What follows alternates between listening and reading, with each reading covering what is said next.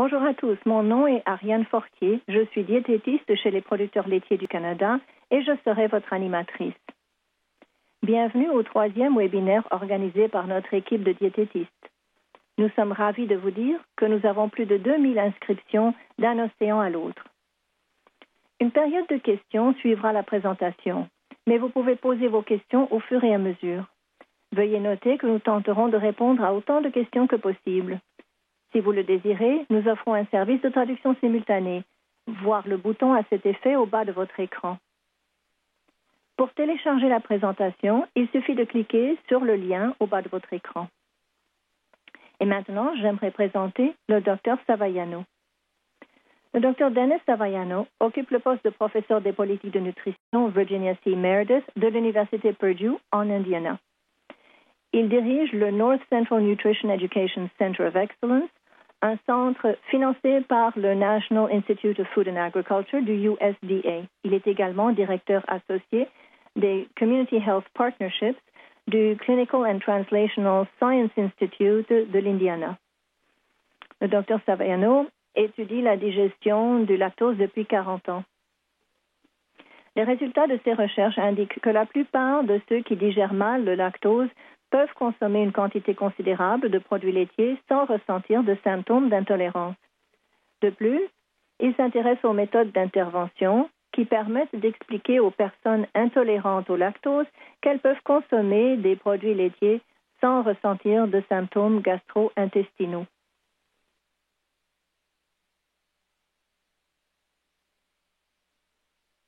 Bienvenue, Dr Savaiano.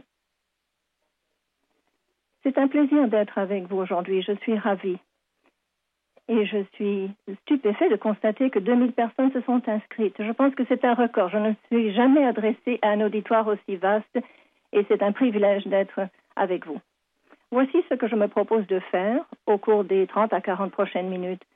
Je voudrais vous faire un état des lieux de la recherche pour vous expliquer l'état actuel des connaissances en matière d'intolérance au lactose.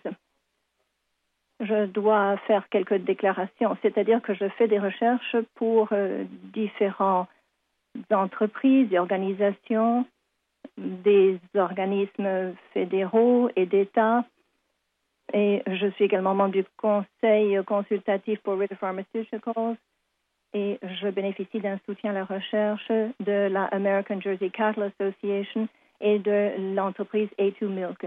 Et je suis également subventionnée par les NIH et le ministère de l'Agriculture des États-Unis. Et je pense qu'il y a au moins 18 organisations ayant trait au domaine laitier avec lesquelles j'ai collaboré. Alors, je me dis que aussi longtemps que je peux faire une recherche éthique appropriée, je suis prêt à accepter un soutien à ma recherche de la part de différents contributeurs. Examinons maintenant la perte d'activité de la lactase. D'abord, il y a une étude qui a été effectuée par la National Institute of Health en février 2010.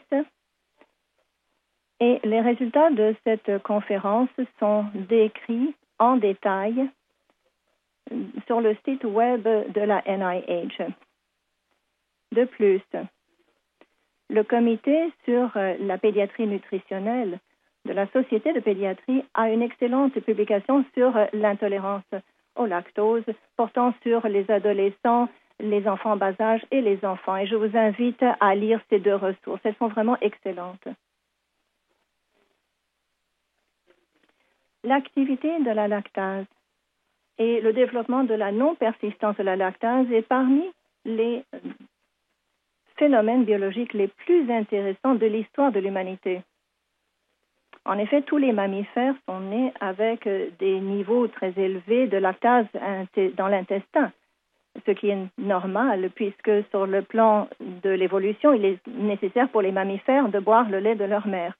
Et près du début de la vie, chez presque tous les mammifères et chez la plupart des humains également, le niveau de cette activité de la lactase diminue en flèche de 90 à 95 %. Je vais consacrer le reste de ce webinaire à discuter de cette perte normale d'activité de la lactase et de la consommation de produits laitiers par les personnes qui ont des niveaux de lactase plus faibles. Il faut reconnaître cependant qu'il existe une deuxième forme, une forme secondaire acquise de perte d'activité de la lactase, surtout en situation clinique, et je reviendrai à ceci un peu plus tard. Et, troisièmement, il existe une déficience en lactase congénitale, où il y a une absence totale de lactase à la naissance. C'est très rare d'ailleurs. Il n'y a peut-être eu que 10 à 20 cas rapportés de cette déficience en lactase congénitale. Mais ça existe. Examinons maintenant la présence de la non-persistance de la lactase dans diverses populations. Et nous constatons qu'il existe deux populations tout à fait distinctes. Environ 3/4 de la population mondiale a perdu la plupart de son activité intestinale de la lactase autour de l'âge de 3 à 6 ans, après le sevrage, alors qu'environ 1/4 de la population mondiale a une persistance de cette activité. Et nous comprenons dans une certaine mesure la biologie moléculaire de cela. Il s'agit d'un polymorphisme à nucléotides uniques qui varie parmi ces populations et qui permet de maintenir cette activité.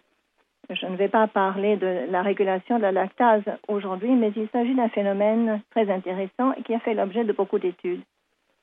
Le résultat net de ceci est que presque tous les Asiatiques, autochtones américains et les personnes d'origine africaine ont un fort niveau de non-persistance de la lactase, alors que les populations d'Europe du Nord et d'Europe centrale présentent une prévalence plus forte de la persistance de la lactase. Si nous examinons ceci à l'échelle mondiale, à travers les continents, nous constatons, et il s'agit d'estimations des Nations Unies, qu'environ 85% de la population présente une non-persistance de la lactase et présente donc un potentiel d'intolérance. Évidemment, avec la migration des humains d'un continent à l'autre, il y a eu beaucoup d'évolutions. Et avec l'expansion gigantesque de l'agriculture à l'échelle mondiale, nous constatons que les personnes avec une non-persistance de la lactase dans des cultures laitières qui se rendent dans des environnements à non-persistance, eh bien, c'est un phénomène que l'on voit particulièrement en Chine. L'industrie laitière est en croissance, mais la population toute la population présente une non-persistance de la lactase. J'ai commencé à me pencher sur le domaine de la maldigestion en raison d'un étudiant du 3e cycle du Maroc qui m'a dit « Professeur Saviano, je ne comprends pas. Les Marocains ont tous une non-persistance à la lactase et pourtant nous sommes une culture consommatrice de produits laitiers depuis des milliers d'années. » Et c'est ce qui a piqué mon intérêt, notre intérêt pour ce domaine, et pour le domaine de la prise en charge alimentaire de la maldigestion du lactose.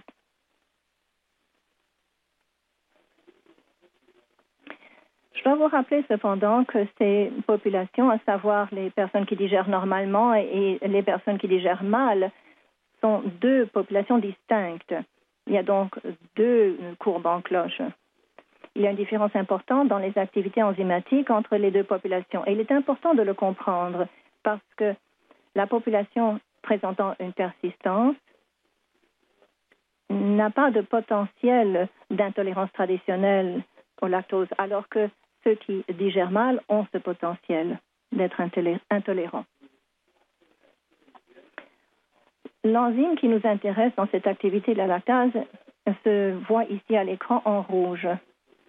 Et vous le voyez dans le duodénum distal et le jéjunum. Il y a des niveaux très élevés chez tous les mammifères, surtout en très bas âge, à l'exception des phoques de Californie, pour une raison ou pour une autre, dont le lait maternel ne contient pas de lactose. Sinon, le lait de tous les mammifères contient des niveaux importants, des teneurs importantes en lactose. Ça varie d'une espèce à l'autre. Et donc, les nouveau-nés ont de forts niveaux de lactase pour permettre de digérer. En raison de la grande quantité de lactose dans le lait maternel, certains nourrissons peuvent avoir des symptômes d'intolérance. Et d'ailleurs, la colique dont sont atteints certains bébés peut être provoquée par cela. Donc, il s'agit d'un phénomène normal chez les nourrissons et c'est parmi les questions clés sur lesquelles je vais revenir par la suite lorsque l'on se penche sur la tolérance des produits laitiers et de l'apport en produits laitiers dans le régime alimentaire des personnes qui digèrent mal. Alors, qu'advient-il du lactose qui est mal digéré, qui quitte l'intestin ayant été mal digéré? Il finit par se rendre au gros intestin où il est rapidement digéré ou fermenté par les bactéries. Et ces bactéries intestinales, il y en a différentes classes qui digèrent le lactose, de glucose à galactose et ensuite vers des acides gras à chaîne courte, gaz divers, hydrogène, méthane, dioxyde de carbone. Et les acides gras à chaîne courte sont des acétates dans l'intestin grêle, sont rapidement absorbés et fournissent une source d'énergie pour le foie et pour la paroi intestinale et sont donc transportés vers le foie. Les symptômes qui se manifestent sont souvent le résultat d'une surproduction de gaz d'hydrogène et de méthane. Le méthane se produit pas chez tous, mais chez certains sujets, et ce méthane comporte une odeur, mais l'hydrogène est inodore, comme c'est le cas pour le dioxyde de carbone. Et donc, souvent, nous voyons des cas de maldigestion avec flatulence inodore. Mais comme outil de recherche et outil clinique, ceci est très précieux parce que la seule source d'hydrogène dans le système des mammifères provient justement des bactéries intestinales. Donc, le gaz est absorbé dans le système sanguin, parcourt tout le corps et aboutit aux poumons. Et par conséquent, nous pouvons même respirer la maldigestion en mesurant des échantillons de respiration pour en mesurer le niveau d'hydrogène. Donc, cet outil clinique est très important depuis une 50aine d'années déjà. Nous pouvons simplement donc faire une épreuve respiratoire à l'hydrogène expiré pour mesurer le niveau de maldigestion. Alors, le dogme traditionnel qui a cours pour ce qui est de l'intolérance au lactose, c'est que tous ceux qui digèrent mal le lactose sont intolérants au lactose, que ceux qui digèrent mal le lactose doivent éviter le lait, doivent prendre des aides digestives, manger des substituts faibles en lactose et ne pas se soucier du plus faible apport en calcium et de la mauvaise santé des os qui pourraient en découler.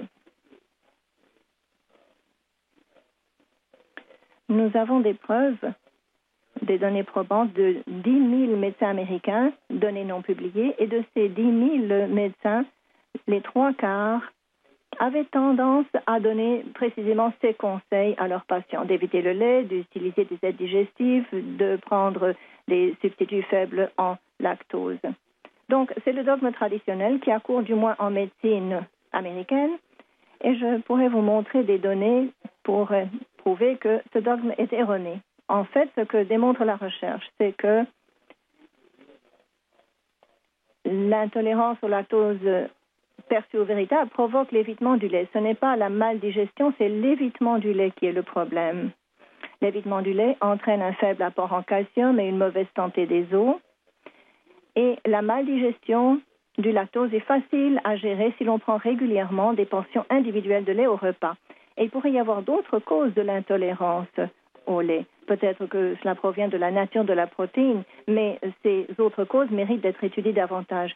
Je suis financée par la A2 Milk Company en ce moment justement pour nous pencher là-dessus, pour voir s'il y a des différences au niveau des protéines qui pourraient expliquer les symptômes de certains sujets. Alors, je vais passer passablement de temps à examiner la réalité de cette science et des données qui étayent mon propos, à savoir que c'est l'évitement du lait et non pas l'intolérance qui provoque la mauvaise santé des os. Et je vais vous montrer des données d'une étude de plusieurs centaines de jeunes filles dont la santé des os a été prédite non pas par leur intolérance ou leur maldigestion, mais par leur évitement du lait. Les 3 prochaines diapositives présentent un examen de la littérature à ce propos. À gauche, vous voyez les noms des auteurs, le nombre de sujets enrôlés, leur âge, leur genre, leur race, ethnicité, leur intolérance perçue et l'effet de ceci sur le calcium et les os. Ces études remontent aux années 1990 et dans presque tous les cas, nous voyons une réduction de 2 à 300 mg de l'apport de calcium. Donc, on peut dire aux gens de prendre des suppléments, de consommer des aliments faibles en lactose, mais les personnes qui évitent le lait, qui se perçoivent comme intolérantes, consomment moins de calcium. Et dans un grand nombre d'études, et vous voyez l'étude de Honokan, Corazza, que la densité osseuse a été atteinte. Et sur la diapositive suivante, vous en voyez un autre exemple, Loveless et Barr. Il s'agit d'une étude canadienne et dans cette étude, des personnes qui auto-rapportaient être intolérantes avaient un apport en calcium de 600 mg inférieur aux personnes qui ne se déclaraient pas intolérantes au lactose. Mais dans tous les cas, il y a une importante réduction de l'apport en calcium. Et dans un grand nombre de cas, ceci a des retombées sur la santé de l'os. Et finalement, dernière diapositive dans la série, vous voyez 2 études, une en provenance de Finlande, l'autre étant autrichienne, avec une diminution de quelques 300 mg d'apport en calcium chez les personnes qui ont une intolérance perçue ou auto-rapportée. Il s'agit d'études populationnelles et non pas cliniques. Je vais maintenant vous décrire une étude que nous avons publiée, que nous avons menée aux États-Unis. Il s'agissait de 258 adolescentes âgées de 10 à 13 ans, d'Hawaï, de Californie, du Nevada, de l'Arizona, de l'Ohio et de l'Indiana. Le groupe était assez diversifié, hétérogène, un tiers hispanique, un tiers blanche non hispanique, un tiers asiatique, 40% avaient une maldigestion, c'est ce qui dépasse la moyenne américaine qui est de 25%. Ce qui est intéressant, sur les 258 jeunes filles, presque 50 se déclaraient intolérantes au lait. Mais lorsqu'on les a testées pour une maldigestion, avec l'épreuve respiratoire, seulement la moitié avaient une maldigestion. Les autres digéraient normalement, même si elles se déclaraient être intolérantes au lait. Nous avons pu effectuer un programme d'éducation auprès de ces jeunes filles dans leurs écoles. 20 ou 30 écoles ont participé dans ces 8 États. Nous avons mis en place un programme d'éducation à la santé osseuse. Et en même temps, nous avons pu mesurer diverses composantes chez ces fillettes. Par exemple, leur densité, nous les avons fait venir en laboratoire pour mesurer leur densité osseuse et leur apport en calcium et en produits laitiers. Chose intéressante, sur ces 50 jeunes filles qui se prétendaient être intolérantes au lactose, le statut de maldigestion du lactose n'avait en fait aucun rapport avec leur apport total en calcium ou en produits laitiers. Alors pensez-y, il s'agit de filles qui ont une maldigestion, qui vivent dans différents États des États-Unis, mais il n'y avait aucun rapport entre leur maldigestion et leur rapport en calcium. Et ceci nous a étonnés, parce que nous pensions que la maldigestion serait associée à leur rapport en calcium, mais ce n'a pas été le cas. De plus, nous avons pu mesurer diverses densités minérales osseuses. Et là encore, il n'y avait pas d'association avec le statut de maldigestion des filles. C'est-à-dire que les filles qui avaient une maldigestion n'avaient pas de densité osseuse inférieure. Ce qui, cependant, avait une incidence sur l'apport en calcium et sur la densité osseuse, comme je vais vous le montrer, c'était leur perception d'être intolérantes au lait. C'est-à-dire, les filles qui déclaraient qu'elles pensent être intolérantes et donc éviter le lait. Et rappelez-vous que la moitié étaient des personnes à digestion normale, consommaient 200 mg par jour de moins de calcium que les autres. Et 168 mg de cela étaient sous forme de calcium laitier. Vous voyez que le calcium non laitier ne présentait pas de différence. Et cela représente environ une demi-tasse de lait par jour. Donc, elles consommaient une demi-tasse de lait de moins si elles se percevaient comme étant intolérantes au lait. Et au fil du temps, cette réduction de leur apport en lait était le facteur associé à leur densité osseuse. Alors voici un groupe de jeunes filles âgées de 10 à 13 ans qui se perçoivent comme étant intolérantes au lait, qui consomment moins de lait et qui, par conséquent, déjà à l'âge qu'elles ont, c'est-à-dire de 10 à 13 ans, présentent une densité osseuse inférieure. Et nous savons qu'une plus faible densité osseuse en bas âge est parmi les prédicteurs de l'ostéoporose et des fractures et bris des os plus tard dans la vie. Donc, ces jeunes filles sont déjà en difficulté et elles n'ont même pas encore traversé la puberté. La puberté, évidemment, c'est le moment principal de la croissance de la densité osseuse et nous savons que à l'adolescence, souvent, les jeunes se dirigent plus vers les boissons sucrées et se détournent du lait. Mais même avant l'adolescence, ces filles, dans notre étude, manifestaient déjà une densité inférieure à celle de leur père qui consommait du lait, sans rapport avec leur statut de digestion normale ou anormale. Nous avons publié ceci dans Pediatrics il y a une dizaine d'années parce que les résultats étaient vraiment stupéfiants. Si nous examinons les autres publications portant sur l'intolérance perçue et la densité osseuse, nous voyons qu'il y a une gamme d'études. On voit Di Stefano, Honkanen et Corazza, encore une fois, qui se sont penchés sur différents pays où l'intolérance au lactose rapportée avait un impact important sur l'apport en calcium et sur la santé des os. Donc, nous voyons ici les fractures rapportées, la densité, encore une fois. Et vous remarquez que Albon et Kedges et Carocchio démontrent donc un plus faible apport en calcium, une intolérance perçue au lactose associée donc à un moindre apport en calcium et une plus faible santé des os, ce qui est un grave problème pour les personnes dans les cultures occidentales et cela devient un problème de plus en plus important de par le monde, surtout avec une espérance de vie qui frise les 80 ans.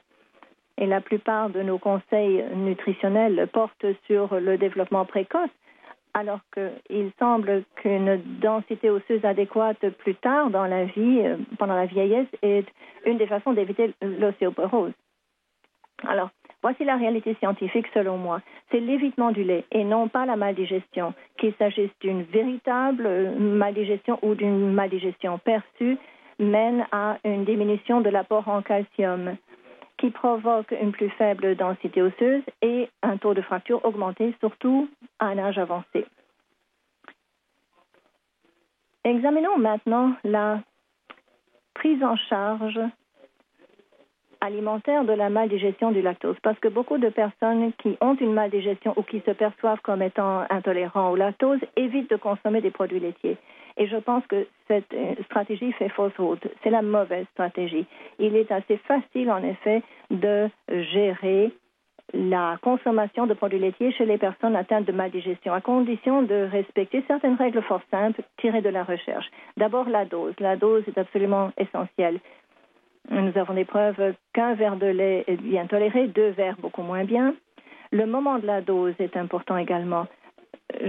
J'encourage toujours les sujets à consommer du lait au repas et je vous montrerai qu'il y a 3 fois meilleure tolérance si on consomme au repas.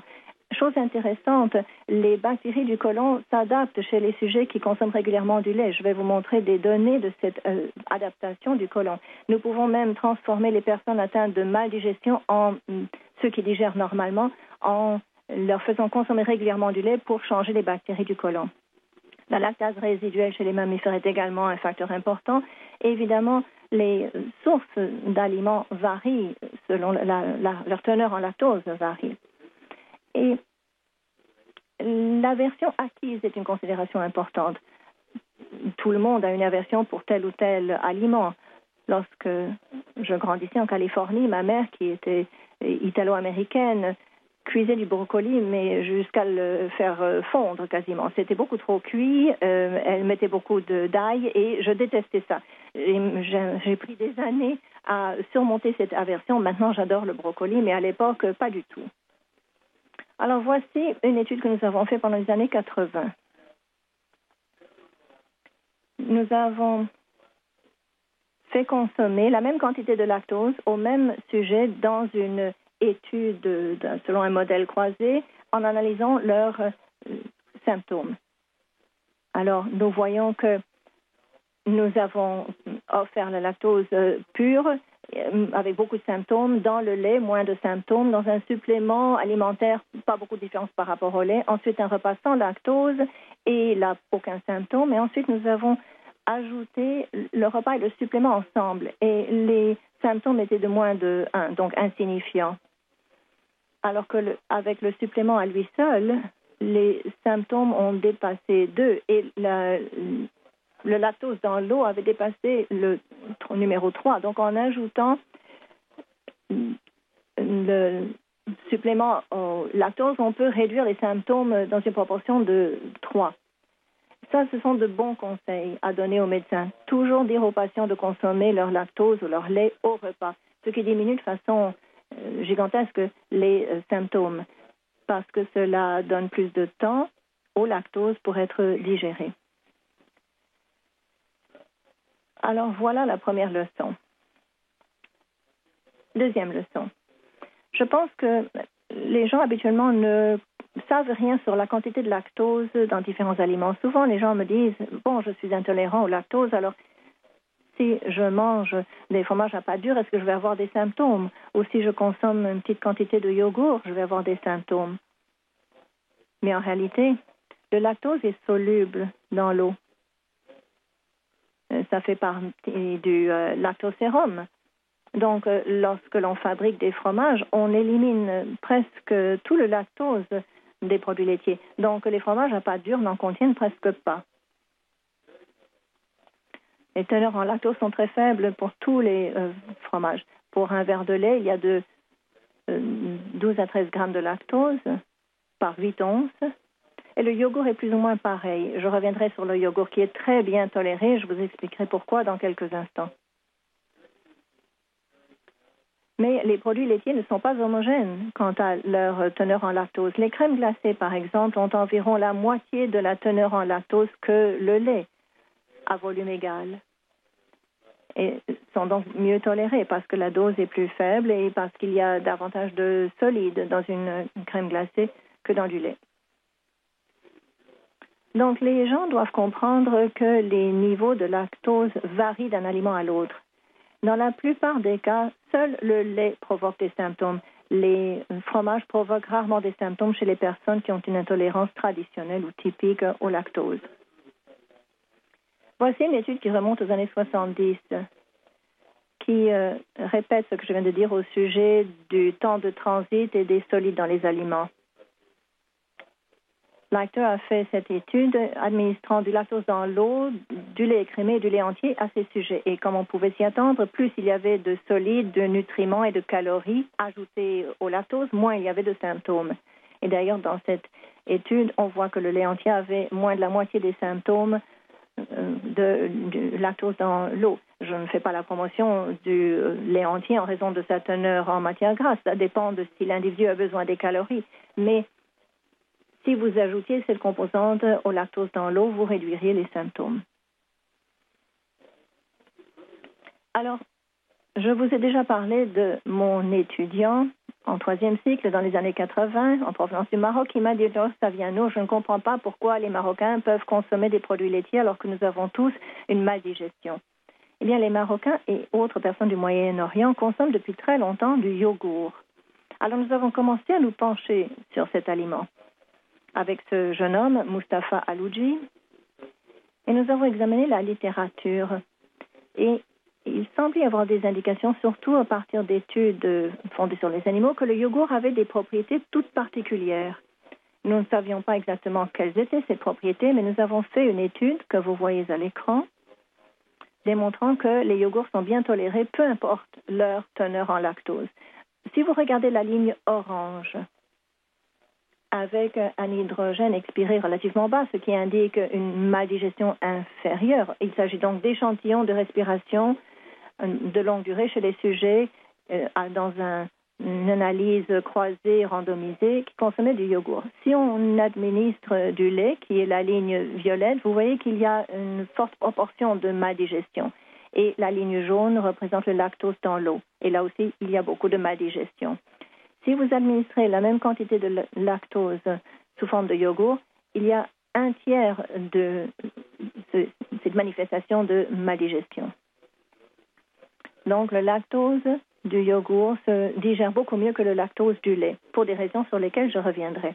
Nous avons publié ceci en 1984 dans le New England Journal of Medicine et les ventes de yogourt ont augmenté de quelques 20% pendant quelques mois. Ensuite, ont diminué de nouveau, mais le yogourt est extrêmement bien toléré.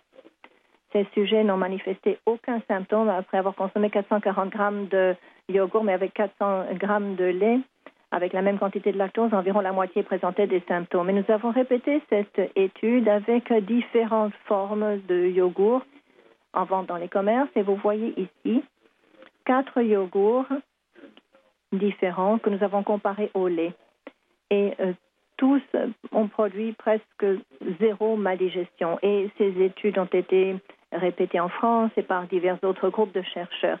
Et nous avons été étonnés de constater à quel point le yogourt était facile à digérer. Nous avons consacré une dizaine d'années à fabriquer un super yogourt qui marcherait même mieux, mais les yogourts commerciaux sont si bien tolérés que ce n'était pas vraiment possible. Nous avons fait un peu de génie génétique, nous avons ajouté les niveaux de lactase, mais en fait, les yogourts en vente commerciale étaient très, très bien tolérés. Je voudrais revenir en arrière avec votre permission,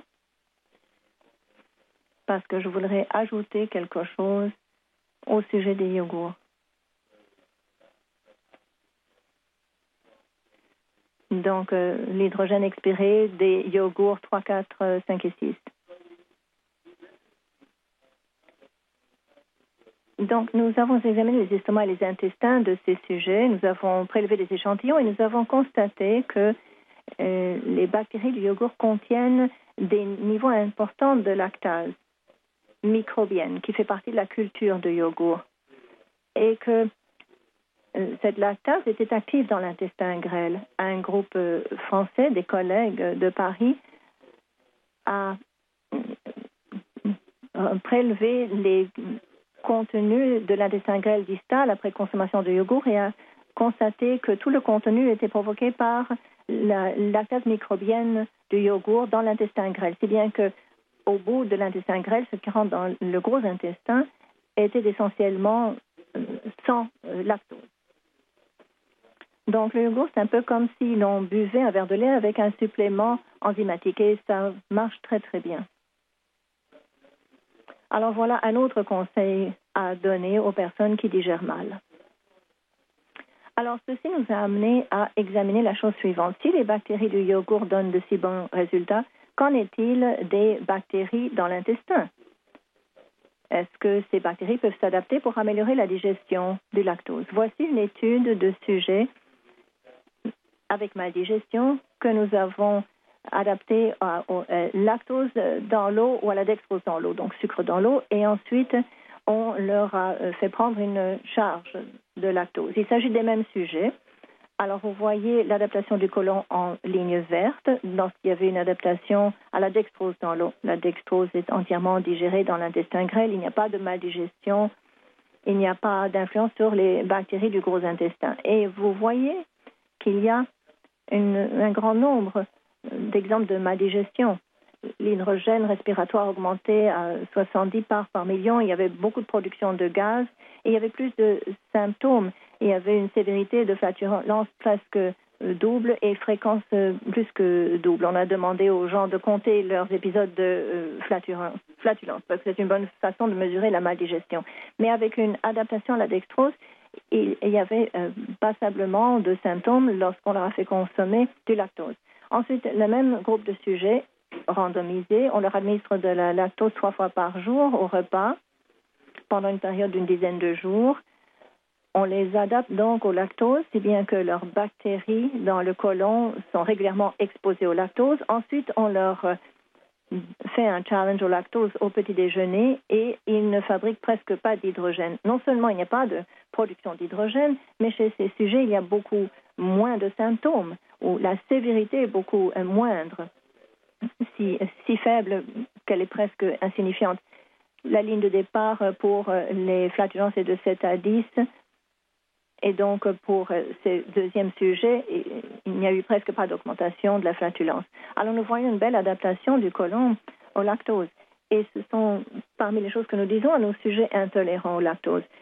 Mettez 1 ou 2 fois par jour du lait dans votre repas. pas en grande quantité. Et après 1 ou 2 semaines, vous allez vous y adapter. On commence par de petits montants, de petites quantités pour qu'ils se sentent à l'aise, parce qu'on veut éviter de provoquer des symptômes, bien évidemment. Et on peut augmenter ce montant à un verre ou une tasse au petit déjeuner et au souper. Et les personnes qui consomment de cette façon-là n'auront pas de symptômes. Nous en arrivons maintenant à la dose. Et c'est une question intéressante parce qu'il y a des personnes qui prétendent mettre de la crème dans leur café et que cela provoque des symptômes d'intolérance.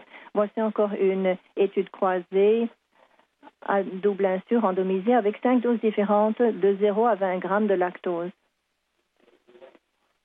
Rappelez-vous que la ligne blanche, 12 grammes, c'est ce que l'on trouverait dans une tasse de lait. Donc, lorsque vous administrez une demi-tasse de lait ou moins à des sujets, cela ne provoque pas de maldigestion, ça ne va pas jusqu'au côlon, il n'y a pas de symptômes ni de production d'hydrogène. Lorsqu'on arrive à la ligne blanche, une tasse de lait, on commence à voir quelques symptômes d'intolérance et la plus forte dose, à savoir 20 grammes, provoque plus de symptômes d'intolérance. Et voici donc les symptômes d'intolérance de cette même étude et vous voyez que les doses à gauche, 0, 2, 6, 12 et 20 grammes, et la fréquence des flatulences n'a pas augmenté jusqu'à ce que le sujet ait consommé 20 grammes. Même avec une tasse de lait à jeun, c'est la pire façon de boire le lait, entre parenthèses, il n'y avait pas de différence au niveau de la fréquence des gaz intestinaux chez ces personnes à maldigestion. Et les taux de sévérité n'ont pas augmenté non plus jusqu'à la consommation de 20 grammes. Ces personnes avec maldigestion pouvaient constater qu'elles avaient consommé du lait. Il y avait un inconfort abdominal lorsqu'elles consommaient du lait à jeun, mais il n'y avait pas de flatulence ni de diarrhée à ces niveaux-ci. Donc, une tasse de lait semblait être le point de démarcation, c'est-à-dire au-delà d'une tasse, on commençait à voir des symptômes. Mais encore une fois, consommation à jeun, et c'est la pire façon de consommer du lait.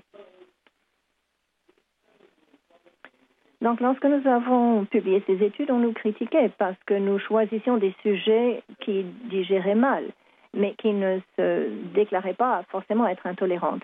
Alors, nous avons inscrit à Minneapolis des personnes qui se déclaraient intolérantes et qui évitaient le lait, ne voulaient pas consommer de lait. Nous en avons recensé 30 qui ont répondu à nos annonces dans les journaux et nous les avons inscrits dans une épreuve randomisée à double insu de lait par rapport au lactose hydrolysé du lait. L'étude a été facile, une tasse de lait au petit déjeuner quotidiennement, soit lait régulier ou lactose hydrolysé du lait. Parfois, on leur administrait donc le lait pour la première semaine avec une période de sevrage par la suite. D'autres ont consommé le lactose hydrolysé du lait pendant la première semaine, suivi d'une période sans administration. Alors, rappelez-vous qu'il s'agit de personnes qui se déclarent avoir des symptômes graves d'intolérance, ne veulent pas consommer du lait, ça leur fait du mal. Mais nous n'avons constaté absolument aucune différence au niveau de leurs symptômes entre les deux groupes, ceux qui ont consommé le lactose hydrolysé du lait ou le lait, une tasse au petit déjeuner. C'est une question de dose et c'est une question de transit. La charge était sans importance, il n'y avait pas de diarrhée. La flatulence, 2 fois et demi de plus de manifestations de flatulence avec le lait, donc juste à l'extérieur ou supérieur à l'intervalle de confiance. Et à propos, il s'agissait de sujets ayant une maldigestion. Ici, nous avons les sujets qui ont une maldigestion et qui se disent intolérants. Et la présentation est la même. Ils avaient 8,8 par opposition à 8,4. Il y avait un peu plus de variation chez ces sujets-là.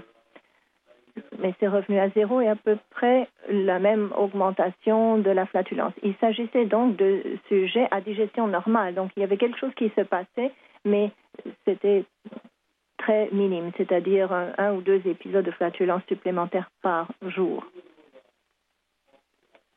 Bon, puisque nous sommes assez compulsifs, dans ce domaine, nous avons répété l'étude, mais cette fois-ci avec 2 tasses de lait, une au petit déjeuner, l'autre au souper. Et le résultat était très semblable. Et il y avait une augmentation très modeste des symptômes, Les intolérants auto-rapportés rapportaient systématiquement plus de symptômes, peu importe la teneur en lactose du lait. Donc, la teneur en lactose ne semblait pas jouer le moindre rôle. Mais les symptômes étaient très modestes. Alors, nous nous sommes dit, bon, si nous pouvons prendre 2 portions de lait par jour, pourquoi pas 5? Alors, encore une fois, il s'agit de sujets qui sont très intolérants ou se déclarent intolérants. Il ne s'agissait pas que de lait, il y avait différentes formes de produits laitiers, 1500 mg de calcium par jour. Et vous voyez que même à 1500 mg de calcium par jour, ceux qui digéraient mal et ceux qui digéraient normalement n'avaient presque pas de flatulence excessive, aucun changement au niveau du mouvement des intestins, un très faible changement au niveau de la flatulence totale. Donc, il ne se passait essentiellement rien dans les 2 groupes, ceux qui avaient une maldigestion et ceux qui avaient une digestion normale. 10 à 17, c'est la plus importante différence que nous avons constatée. Il s'agit donc de ceux atteints de maldigestion et qui prenaient de lactose hydrolysée. Et encore une fois, nous parlons d'un beaucoup plus grand nombre de portions par jour. Les résultats sont remarquables.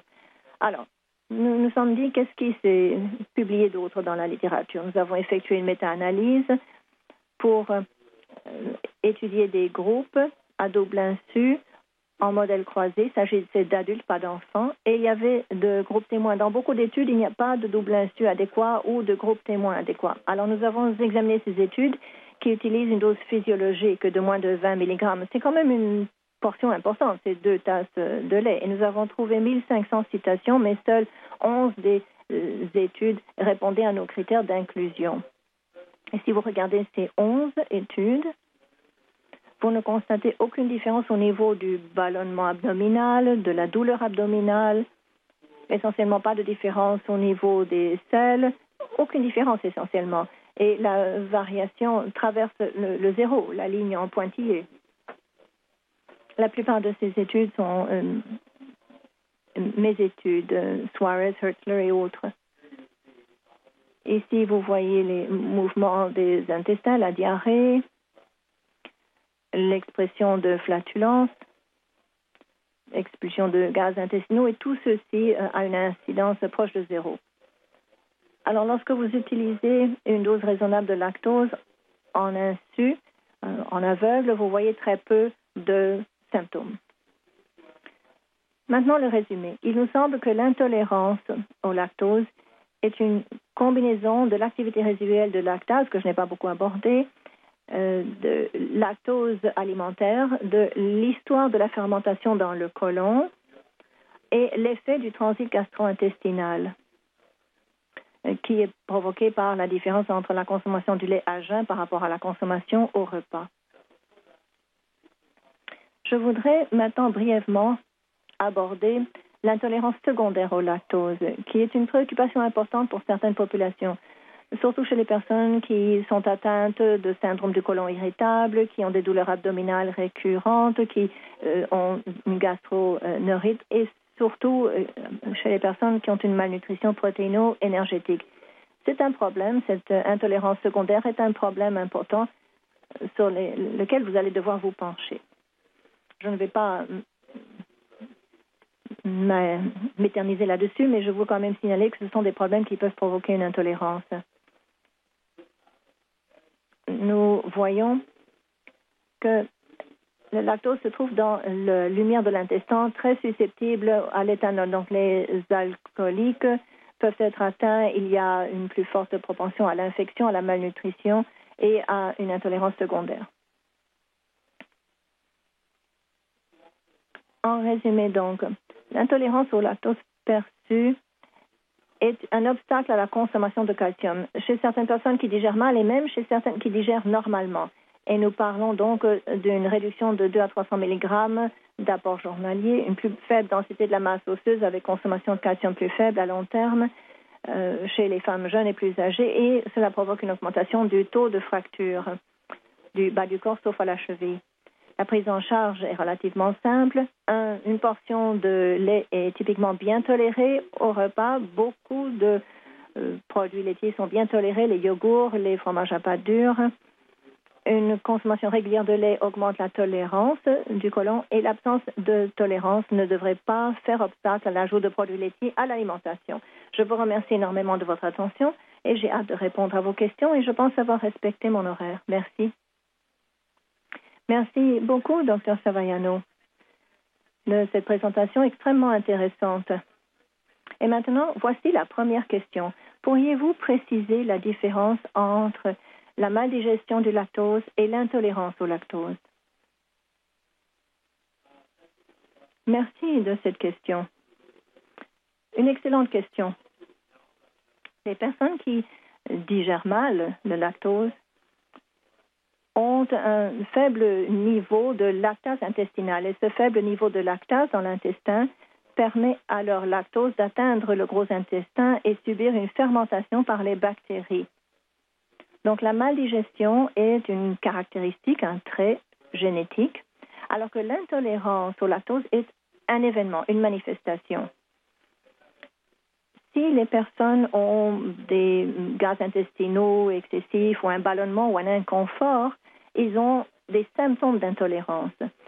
Ce que je vous dirais, c'est que les personnes avec maldigestion ont des symptômes d'intolérance que lorsqu'ils consomment des excès de lactose et consomment le lactose à jeun ou ne consomment pas régulièrement des produits laitiers ou lorsqu'il y a des problèmes secondaires tels qu'une infection, un VIH, une malnutrition ou autre.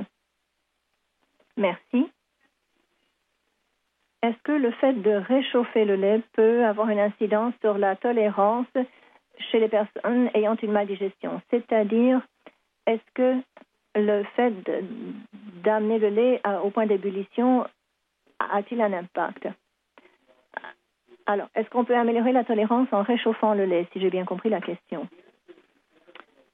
Il n'y a pas eu de très bonne étude pour démontrer le vrai ou le faux de cela. Mais la question plus importante à poser est la suivante. Est-ce que l'intolérance est associée à la nature de la protéine et est-ce que la nature de la protéine est changée si l'on réchauffe le lait? Et je pense que ça nous amène à l'hypothèse d'une compagnie laitière que c'est le type de protéines dans le lait qui, pour certaines personnes, pas tous, pourrait causer leur intolérance ou leur perception d'intolérance. Je pense qu'il reste pas mal de recherches à faire. Je ne sais pas l'ampleur de cette population, mais si vous remarquerez, dans certaines de nos données, surtout chez les personnes qui se déclarent ayant gravement intolérantes, les personnes avec une maldigestion et une digestion normale avaient la même apparence, étaient semblables, ce qui est très intéressant. Et certaines des données développées par la compagnie H&M Milk sont très intéressantes. Combien de personnes sont atteintes? Est-ce que c'est une personne sur 1000, sur 100? Je ne le sais pas, mais la question est intéressante. Je ne pense pas que la population soit très importante. Merci. Est-ce qu'il y a un avantage pour la tolérance de choisir du lait contenant du lactose plutôt que du lait sans lactose? Le lait sans lactose est un bon choix. Le lait contenant du lactose est un bon choix également. Le coût du lait sans lactose est certainement l'un de ses défauts. Je vous ai montré des données démontrant qu'une adaptation assez importante peut se produire. Donc, chez les personnes qui consomment régulièrement du lait, la tolérance est plus forte. Pour moi, le coût est un facteur important. Merci. Dans votre conclusion, à savoir que l'évitement du lait mène à un plus faible apport en calcium et une moindre masse osseuse, est-ce que vous avez fait un contrôle pour la consommation ou l'apport en vitamine D? Puisque le lait est fortifié à la vitamine D, comment pouvons-nous être sûrs que le facteur causatif est le calcium et non pas la vitamine D? Quelle excellente question. Je vous ai montré des données épidémiologiques manifestant que les personnes qui évitent le lait ont un apport en calcium inférieur. Mais vous avez tout à fait raison, c'est peut-être une question de vitamine D, pas simplement de calcium. Et les données ne font pas de distinction entre les deux facteurs. C'est vrai également pour les données tirées des 250 jeunes filles de différents États des États-Unis. Alors la question est vraiment excellente. Il va falloir trouver une réponse. Bien, est-ce que nous pouvons adapter l'intestin de personnes intolérantes au lactose avec des suppléments probiotiques, sous forme de yogourt ou de capsules? Est-ce qu'il y a certaines souches de bactéries qui, en supplément, peuvent augmenter la tolérance au lactose? Alors, pour tout vous déclarer, je fais partie du conseil consultatif médical de Ritter Pharmaceutical et j'ai une relation de consultation avec la compagnie. Mais la société Ritter a mis au point un galacto-oligosaccharide, un prébiotique, qui, en apport chez les personnes intolérantes, augmente de façon importante leur tolérance. Nous avons publié quelques rapports là-dessus. Je ne vous en ai pas parlé, mais ces recherches ont démontré que le microbiome change de façon importante et que la tolérance augmente. Mais il ne s'agit pas d'un probiotique, il s'agit de prébiotique. C'est le substrat, si vous le voulez. Et d'ailleurs, vous pouvez le faire avec le lait également. Si les personnes sont disposées à consommer de petites quantités de lait une couple de fois par jour et poursuivre cette consommation pendant une couple de semaines, elles peuvent entraîner leurs bactéries intestinales à être plus tolérantes. Et elles peuvent le faire sans provoquer des symptômes à condition que la dose de départ soit faible. Un quart de tasse ou une demi-tasse de lait avec les céréales au petit déjeuner, la même quantité au souper. Et si vous tolérez, après 1 ou 2 jours, vous augmentez la quantité, eh bien, à la longue, et je ne dépasserai pas les 8 onces de lait après 1 ou 2 semaines. Pendant combien de temps faudrait-il inclure une petite quantité de lactose dans le régime alimentaire avant de voir une amélioration de la tolérance?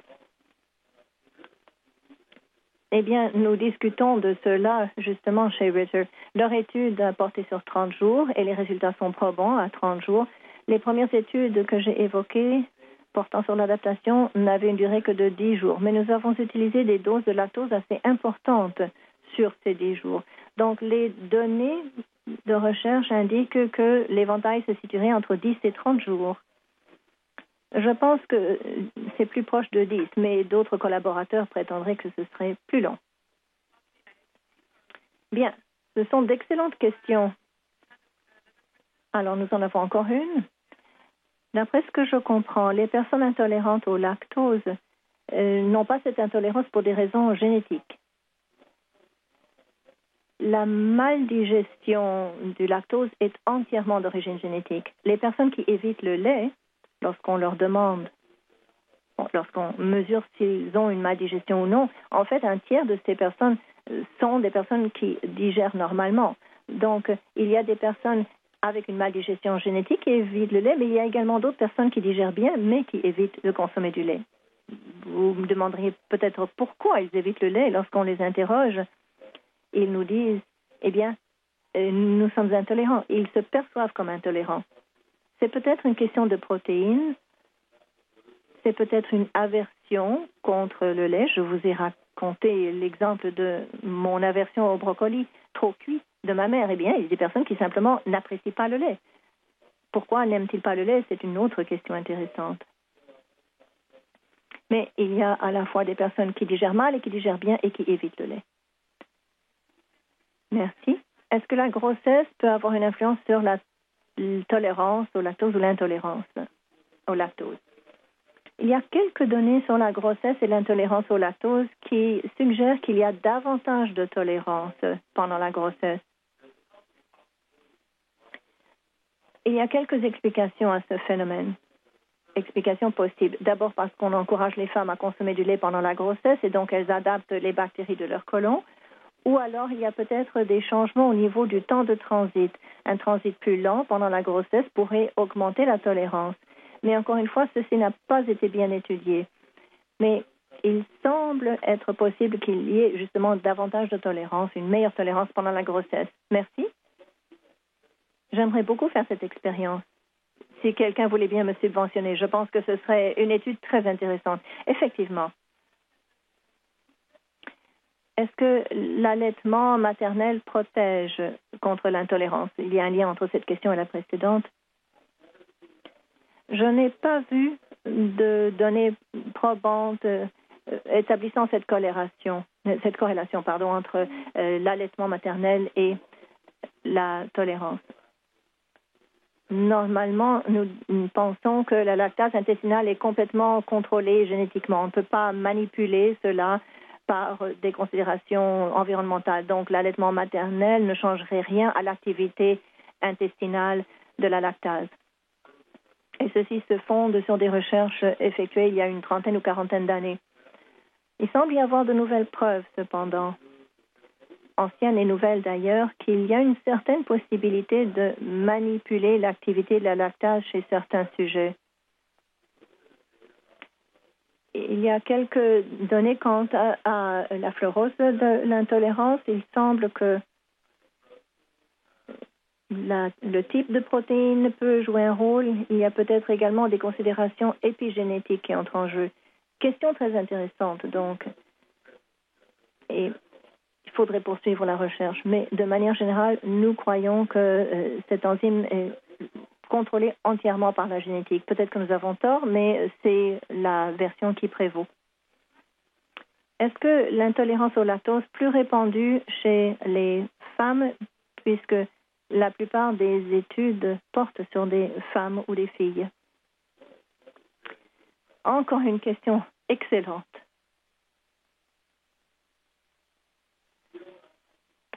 Savez-vous, à l'heure actuelle, nous analysons une étude que nous avons faite avec la compagnie Ritter Pharmaceutical, portant sur plusieurs centaines de personnes qui avaient des symptômes d'intolérance au lactose suite à l'administration d'une dose, et que nous allons commencer donc avec cette étude de l'oligosaccharide. Je pourrais commencer à répondre à la question en examinant ces données, mais je ne l'ai pas encore fait parce que nous avons, il y avait dans cette étude quelques 3000 sujets. Alors, ça nous donnerait un échantillon relativement important avec une répartition homme-femme. Alors, vous me donnez une idée quant à une expérience future. Écoutez, vous m'avez donné plusieurs tuyaux de recherche future. Ça a été une heure merveilleuse pour moi. Je prends note de toutes vos suggestions. Très bonne idée. Quelle est la composition idéale d'un repas en termes de la bonne tolérance du lactose? Est-ce qu'il faudrait que ce soit un repas avec une forte teneur en glucides, protéines et autres?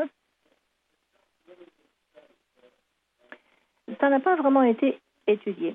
À l'heure actuelle, il semble que peu importe ce que vous consommez avec du lactose et des calories, ralentit le transit, ce qui est bénéfique. Je vous ai montré l'étude de Leiter portant sur le lait écrémé, le lactose dans l'eau et le lait entier. Voilà donc un exemple, et les études que nous avons menées également. Il semble que ce soit le vidange de l'estomac qui joue. Et d'ailleurs, la compagnie A2 Milk dit que les protéines influent sur la vitesse de vidange. Alors, c'est sans doute la rapidité du transit qui joue, mais ça n'a pas fait l'objet d'études très poussées. Est-ce que les personnes peuvent acquérir une maldigestion à mesure qu'elles vieillissent? Bon, parlons d'abord du vieillissement. Est-ce que vous voulez dire les personnes âgées dans la soixantaine, soixante-dizaine ou 80 ans et plus?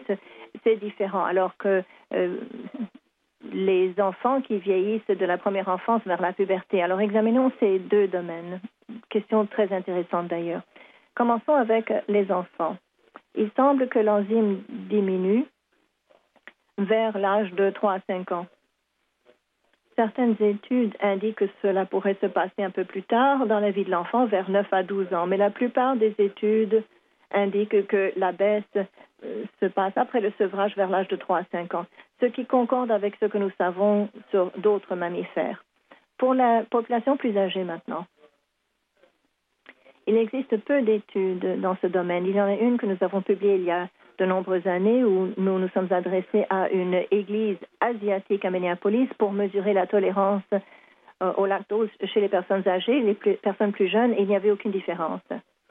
Il s'agissait dans tous les cas de personnes atteintes de maldigestion. Il n'y a donc aucune preuve que quelqu'un passe d'un état de bonne digestion à mal digestion. Mais il y a des preuves selon lesquelles la tolérance évolue selon l'adaptation du côlon.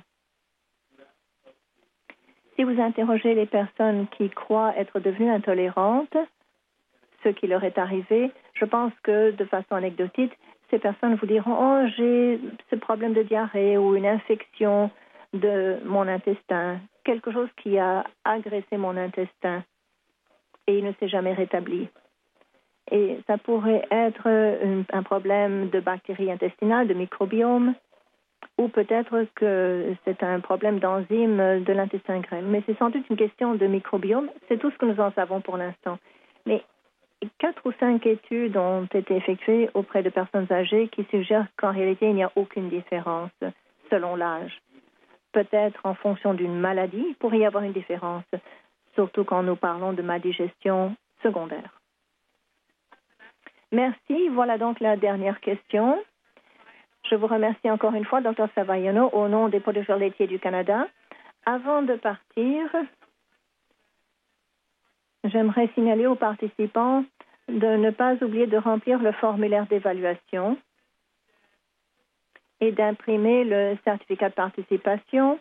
Merci beaucoup de votre participation active. À bientôt. Au plaisir de vous revoir en 2018.